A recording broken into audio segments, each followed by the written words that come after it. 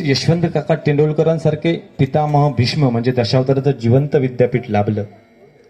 तसेच आपल्या दशावतारातील एक कुलगुरू ज्यांनी यशवंत काकांच्या साथीने अनेक कलाकार घडवले असे आपल्या रेडी गावचे सुपुत्र कैलासवासी जयसिंग राणे काका तुम्हा आम्हा सोडून अनंतात विलीन झाले. पण आज या व्यासपीठावरून अनेक कलाकार आज दशावतारात त्यांचे दशावताराच्या प्रवासात वावरत आहेत. अनेकांना त्यांनी मार्गदर्शन केलं. खानोलकर दशावतार नाट्यमंडळातून असू दे, बोर्डेकर दशावतार नाट्यमंडळामध्ये असू दे, किंवा ज्या ज्या दशावतारामध्ये ते कार्यरत होते त्या त्या कंपनीतून त्यांनी अनेक कलाकार घडवले असे जयसिंग राणे काका.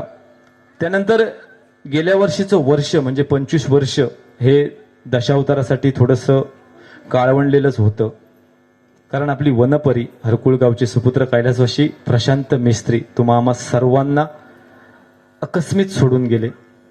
त्यानंतर मित्रांनो, कला काय असते बघा ना. राजू हरियाण रात्री रंगभूमीवर आणि सकाळी स्वर्गभूमीवर राजू हरियाण आम्हाला सोडून गेले. मागील 2 वर्षात कैलासवासी राजन गावडे आम्हाला सोडून गेले. त्यानंतर एक नवोदित कलाकार शुद्रिक म्हणून ते पण आम्हाला सोडून गेले. त्यानंतर आप्पा कामतेकर आपल्या आजगाव गावचे सुपुत्र हे सुद्धा तुम्हा आम्हा सर्वांना सोडून गेले. म्हणजे दशावतारामध्ये खरोखरच पोकळी निर्माण झाली. ती जरी दशावतारामध्ये पोकळी निर्माण झाली असेल तरी जो आवडे सर्वांना तोची आवडे देवाला. कारण देवाला आवडणारी माणसं आज तुम्हा आम्हा सर्वांना तुमचा आमचा सर्वांचा सहवास सोडून आज स्वर्गवासी झालेत. म्हणूनच त्यांना श्रद्धांजली म्हणून 2 मिनिटं तुम्ही ज्या जागी उपस्थित आहात त्याच जागी तुम्ही स्तब्ध राहायचं आहे व त्यांना श्रद्धांजली वाहायचं आहे.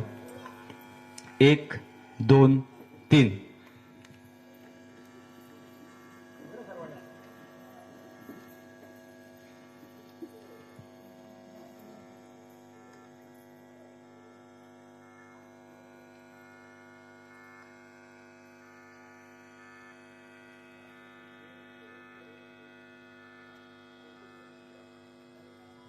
ओम शांती शांती शांती. सर्व कलाकारांना विनंती आहे आपण स्थानापन्न व्हायचं आहे. मित्रांनो,